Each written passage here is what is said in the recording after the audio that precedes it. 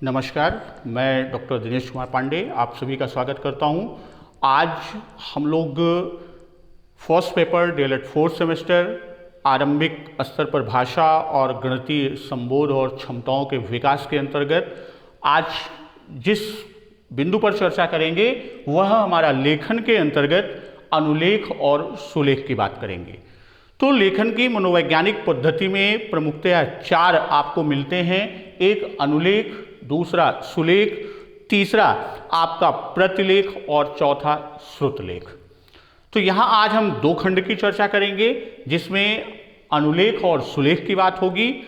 तो टॉपिक पर आने के पहले हम लेखन के संबंध में बात करते हैं कि सामान्यतः हम आप लेखन का जो कार्य शुरू करते हैं, लेखन की क्रिया, तो वह बच्चे को लेके चलते हैं किधर? वर्ण, वर्ण से शब्द और शब्द से वाक्य। यानी हमारा क्रम इस तरह से होता है, जो कि क्या है? यह पद्धति की बात हम करें तो यह पद्धति क्या है? यह पद्धति त्रुटिपूर्ण है। क्यों त्रुटिपूर्ण है?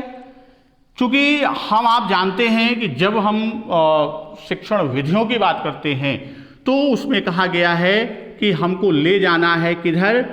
ज्ञात से अज्ञात की ओर, ज्ञात से अज्ञात की ओर, सरल से कठिन की ओर। और दूसरी चीज, जो इन दोनों से ही यदि हम बात करें तो यहां पर ज्ञात और सरल, तो बच्चे के लिए जब वह विद्यालय आता है, कोई भी बालक, तो वह क्या करता है? वह बोलता हुआ होता है।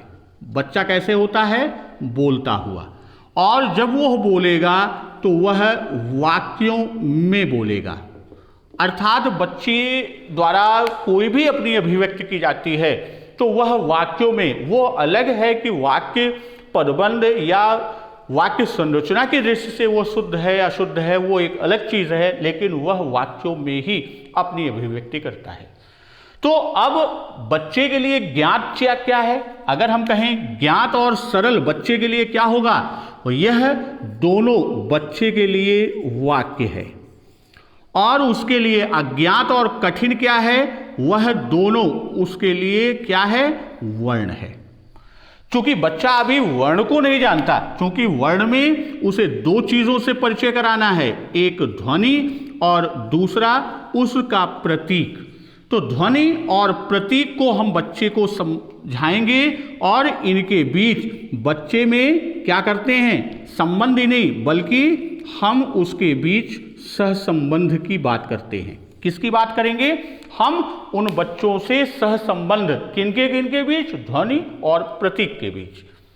तो अगर हम ये देखें कि शब्द और वाक्य को लिखना सिखाने के लिए, अब हम बात कर रहे हैं लिखना सिखाने की, तो शब्द और वाक्यों को लिखना सिखाने के लिए हमें क्या है? सबसे उपयुक्त प्रणाली की बात हम करेंगे तो वह क्या है? अनुकरण प्रणाली। अगर लिखना सिखाना है, बच्चे को क्या करना है? लिखना सिखाना है, तो उसके लिए सबसे उपयुक्त प्रणाली कौन सी होती है? अनुकरण प्रणाली। यह भी आपका एक पेडागाजी का भी क्वेश्चन बनता है कि लिखना सिखाने में सबसे उपयुक्त प्रणाली कौन सी होती है? तो अनुकरण प्रणाली। इसके लिए हम विभिन्न रूप लेके चलते हैं, जिनमें से हमारा 2 रूप आज हमने लिया, एक अनुलेख और दूसरा सुलेख। इसके अतिरिक्त प्रतिलेख और श्रुतलेख का हम सहारा लेते हैं किसमें? अनुकरण प्रणाली के अंतर्गत। बालक अपना भाव, अपना विचार या अनुभव को जब वह लिखित भाषा के माध्यम से अभिव्यक्त करता है, या यूं कह दें कि वह अभिव्यक्त करने का अंतिम लक्ष्य बच्चों को लिखित रचना में निपुण करना। लिखना सिखाना क्यों है? क्योंकि उसकी जो अभिव्यक्ति है वह कैसे हो? उसकी अभिव्यक्ति करने में वह लिखित भाषा का प्रयोग करे। क्यों? क्योंकि हम जानते हैं कि जो हमारे भाषाई कौशल हैं, भाषाई कौशल में यदि हम देखें तो सबसे पहले आता है आपका सुनना, दूसरा आपका आता है बोलना, तीसरा आपका है पढ़ना और चौथा तथा अंतिम क्या है? लिखना। तो इनमें सबसे अंतिम कौशल हमारा क्या है? लिखना। और यहां हम आपको बता दें कि पठन और लेखन यानी पढ़ना और लिखना ये क्या करता है? यह भाषा को मूर्त रूप देता है। यह क्या करता है? भाषा को मूर्त रूप देता है। तो अब यहां पर देखें तो लेखन इस क्रम में भी देखें तो लेखन क्या है? भाषा का चतुर्थ और अंतिम कौशल है। और लेखन एक ऐसा कौशल है जिसका प्रयोग यानी लेखन कौशल का प्रयोग बालक अपने विचार को, अपने भाव को अभिव्यक्त करने के लिए करता है। लिखकर अपनी अभिव्यक्त करता है, लिखित भाषा में अपनी अभिव्यक्त करता है। तो इस तरह से भी इसको हम समझ सकते हैं अगर लेखन को परिभाषित करें कि लेखन के लिए कि ध्वनि रूप में जो विद्यमान भाषा का अंश है, भाषा का जो अंश ध्वनि रूप में विद्यमान है, तो उस विद्यमान यानी ध्वनि रूप में विद्यमान भाषा अंश का लिपि रूप में लिखा जाना ही लेखन है। और भाषा के स्वरूप को यह अस्थायित्व प्रदान करता है।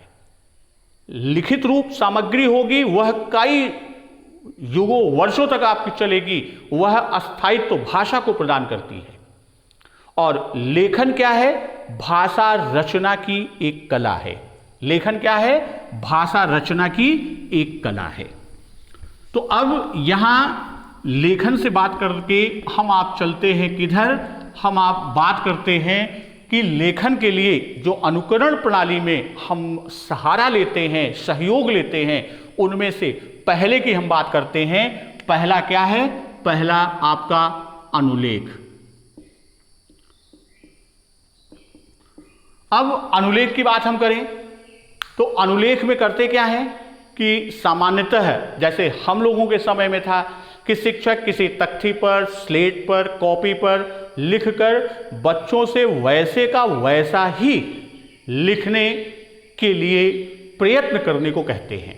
अर्थात जैसा शिक्षक ने स्लेट पर, कॉपी पर, तख्ती पर, अब तो उसके लिए इस समय मुद्रित पुस्तिकाएं मिलती हैं जिसे हम आप वर्कबुक या कार्य पुस्तिकाएं कहते हैं। तो इसी को क्या कहते हैं? यानी शिक्षक के द्वारा तख्ती, स्लेट, कॉपी पर लिखकर बच्चों से वैसा ही लिखाने का जो प्रयत्न होता है उसी को अनुलेख कहते हैं। अनु माने उसका अनुकरण का ही संक्षिप्त रूप अनु, और लेख माने लिखना, बिल्कुल हूबहू वैसा ही लिखना क्या है? वह अनुलेख है। और आजकल जैसा बताया कि वर्कबुक, कार्य पुस्तिकाएं आपकी आ गई हैं, तो उसके अनुसार वो लेख होता है। और सुंदर अनुलेख के लिए यह आवश्यक शर्त होती है। किसके लिए? एक सुंदर अनुलेख की बात कर रहे हैं। सुंदर अनुलेख के लिए आवश्यक शर्त होती है। क्या है? यह आवश्यक शर्त की जो बात हम कर रहे हैं कि उसके अक्षरों की बनावट यानी अक्षरों का आकार प्रकार। शर्त क्या है? जो अक्षर हैं उन अक्षरों की बनावट या हम कहें उन अक्षरों का आकार प्रकार, उन अक्षरों का आकार प्रकार वैसी ही होनी चाहिए जैसे आदर्श लेख की है। यह कैसी होनी चाहिए? वैसी ही होनी चाहिए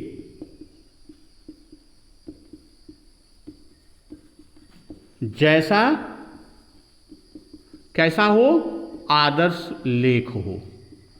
अब वो पहले से कार्य पुस्तिका में लिखा हुआ हो या शिक्षक के द्वारा लिखा गया लेख हो, वह बच्चे के लिए क्या है? वह आदर्श लेख। हूबहू एज इट इज, जैसे का तैसा उतार दे, यानी वैसे का वैसा ही वो लेख लिखे, वही क्या कहलाती है, वह सुंदर अनुलेख की गणना में आती है। और यही उसकी क्या है, पहली शर्त है। और अनुलेखन बच्चों को लिखना सिखाने की और उसमें सुधार करने का सबसे पहला कदम है। दूसरी चीज क्या हम कह सकते हैं कि जो अनुलेखन की बात हम करते हैं या अनुलेख प्रक्रिया की बात करते हैं, तो अनुलेख की बात आपने किया कि अनुलेखन क्या है, यह बच्चों को लिखना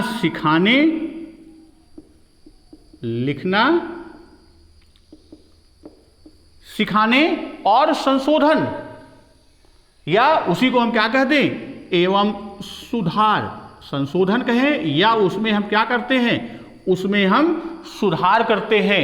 यह क्या है, यह पहला कदम है।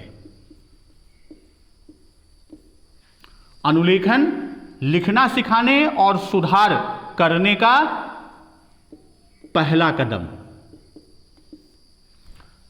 यानी फर्स्ट स्टेप है। अगर अनुलेख की प्रक्रिया, लेखन कराना है, अनुलेख, आजकल की जो सामान्य हम देखते हैं कि वो उंगली के ऊपर उंगली रख लेंगे, बच्चे से लिखाएंगे और पूछा जाए क्या कर रहे हैं, बच्चों के उंगलियों का अभ्यास करा रहे हैं। और अनुलेखन करते समय या अनुलेख लिखते समय शिक्षकों को बच्चों के बैठने का ढंग, यानी बच्चा कैसे बैठे, उसकी कॉपी उसकी आंख से सामान्यतः 1 फीट की दूरी पर हो, पीठ की रीढ़ की हड्डी यानी उसकी कमर और पीठ वो क्या हो, सीधी हो, और लेखनी पकड़ने का ढंग सही हो। सामान्यतः लेखनी पकड़ने की जो बात हम करते हैं वह, मान लीजिए ये लेखनी है तो हमारा थंब, अंगूठा और तर्जनी, पॉइंटिंग फिंगर, इन दोनों के सहयोग से आधार किसको बनाएंगे, मिडिल फिंगर या मध्यमा। हम इसको आधार बना के ये लेखनी पकड़ने का सही तरीका। और आजकल आप देखें तो वह रिंग फिंगर को क्या करते हैं, सपोर्ट देते हैं, बेस देते हैं, और बाकी तीनों उंगलियों को सपोर्ट में काम देते नहीं। सही तरीका, मिडिल फिंगर को आप बेस बनाइए और पॉइंटिंग फिंगर और थंब को आप सपोर्ट के लिए, ये दोनों हमने सपोर्ट का किया और बेस किसको बनाया, मिडिल फिंगर। तो ये सही तरीका बच्चों को आप सिखाएं, यानी एज अ टीचर आपको ये चीज देखना है, यही अनुलेख में महत्वपूर्ण है। इसके बाद दूसरा खंड हम बात करते हैं इसके अंतर्गत, जो हमारा क्या है, सुलेख। दूसरा खंड सुलेख। ये 2 शब्दों से नाम से ही क्लियर है, सु धन लेख। सु का आशय क्या है, सुंदर, और लेख का आशय क्या है, लिखना। तो यहां हम कह सकते हैं कि सुलेख का आशय ही है क्या, अच्छा या सुंदर लेख। तो अच्छा लेख क्या होता है, अच्छे व्यक्तित्व का द्योतक होता है। जो अच्छा लेख होता है, अच्छा लेख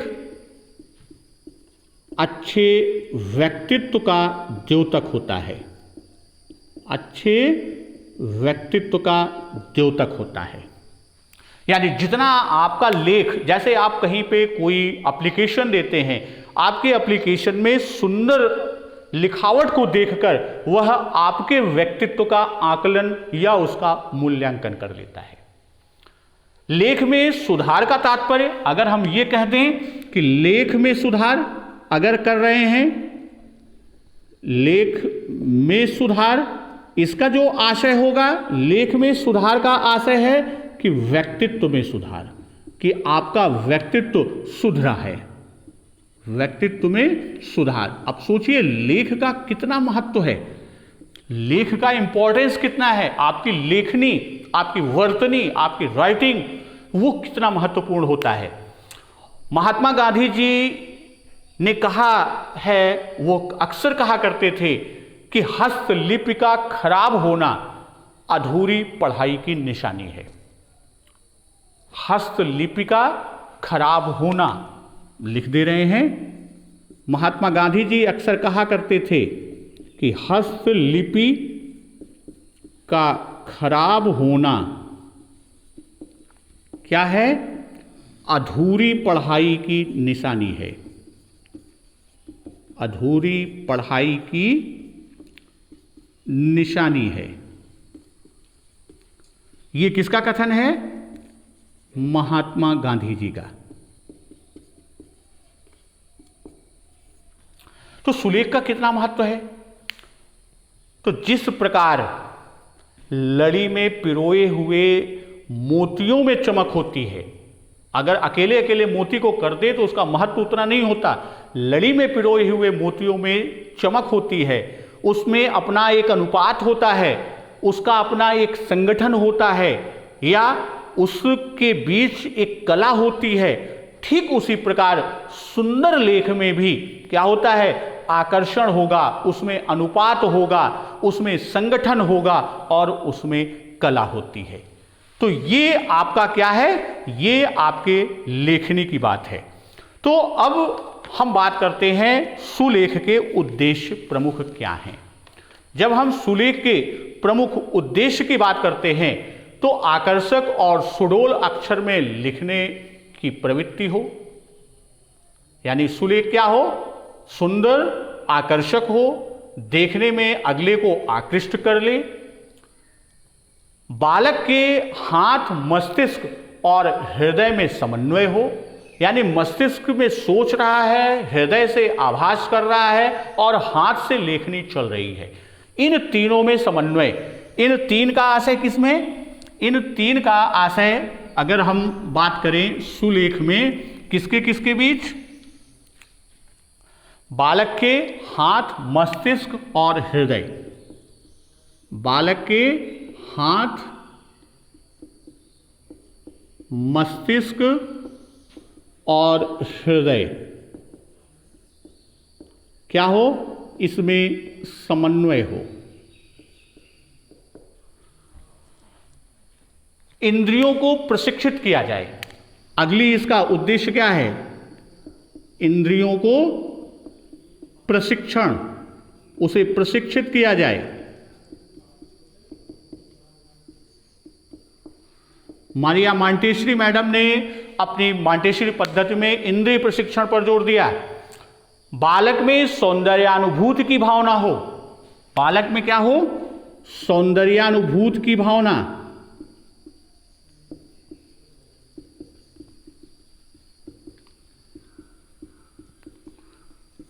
क्योंकि जब वो सौंदर्य की अनुभूति करेगा, क्योंकि मस्तिष्क, हृदय और हाथ इन तीनों में समन्वय है, तो जैसा ही उसकी अनुभूति होगी उसी प्रकार उसका लेख होगा। और बालक सुंदर और सुस्पष्ट लिखते समय समुचित गति का निर्वाह कर सके, यानी उसकी लेखनी की गति भी समुचित हो। फिर उसके बाद बैठने का सही तरीका, जैसे अभी हमने बताया कि बालक सीधा बैठे, झुके नहीं। रीढ़ की हड्डी अर्थात सीधी होनी चाहिए, झुकनी नहीं चाहिए। कॉपी, मेज या चौकी पर लिखकर लिखे, या वीरासन। आप आसन में देखेंगे तो एक वीरासन की मुद्रा होती है, तो उस वीरासन की स्थिति में घुटनों पर कॉपी को रखकर लिखे। आंखें कॉपी से कम 1 फीट की दूरी यानी 12 इंच की दूरी पर अवश्य रहे। ये गलती अक्सर होती है कि बच्चे बिल्कुल कॉपी के पास होके लिखते नहीं, गलत है। आपकी रोशनी पर प्रभाव पड़ेगा, आपकी लेख भी सुंदर नहीं होंगे, उस पर भी इंपैक्ट होगा, उस पर भी प्रभाव पड़ेगा। तो कम से कम 12 इंच या 1 फीट की दूरी रहे। अब कलम पकड़ने के सही ढंग की बात हम करते हैं। तो जैसा हमने बताया कि अक्षरों की सुडौलता और सुंदरता के लिए कलम सही ढंग से पकड़ें, वो विधि हमने बताया कि मध्यमा को आधार, तर्जनी और अंगुष्ठ को हम क्या करते हैं? सपोर्ट, यानी सहायक के रूप में करें। सुलेख की विशेषताओं की बात करें तो सुलेख की विशेषता है कि जितना अच्छा हम लेख लिखेंगे उतना ही, यानी वह सुडौल अक्षरों में लिखे। अब वहाँ एक चीज़ और आती है कि 2 अक्षर के बीच की दूरी कितनी हो? 2 अक्षर के बीच आधे अक्षर की दूरी, इनके बीच गैप कितना होना चाहिए? आधे अक्षर का। 2 शब्द के बीच दो शब्द के बीच एक अक्षर की दूरी रखे, ये चीजें ध्यान में रखेंगे तो उसका सुलेख क्या होगा, विशिष्ट होगा, और यही सुलेख की विशेषताओं में आपके आता है। और सुलेख की संशोधन की बात करेंगे तो यहां हम दो तरह का संशोधन बच्चों में सुलेख के अंतर्गत कर सकते हैं। एक लेख की गति में, यानी उसकी लिखने की गति को हम संशोधित कर सकते हैं, उसमें सुधार कर सकते हैं, और दूसरा उसकी गुणवत्ता पर, यानी लेख सुडौल हो, आकर्षक हो, उनमें समन्वय हो, तारतम्य हो। जैसे बताया कि मोती के माला की कि वह आकर्षण होता है, कला होता है, संगठन होता है, समन्वय होता है, तो वह सारी चीज़ें उसकी गुणवत्ता के अंतर्गत आती है और उसमें उसको हम सुधार कर सकते हैं। दोस्तों, आज हम लोगों ने लेखन की मनोवैज्ञानिक पद्धति और विशेषकर हमने अनुकरण पद्धति की बात की। तो उसमें 4 खंड कौन कौन से, एक आपका अनुलेख और सुलेख, प्रतिलेख और श्रुतलेख में आज 2 की चर्चा किया, एक अनुलेख और सुलेख, और नेक्स्ट में हम बात करेंगे प्रतिलेख और श्रुतलेख। धन्यवाद। वंदे मातरम।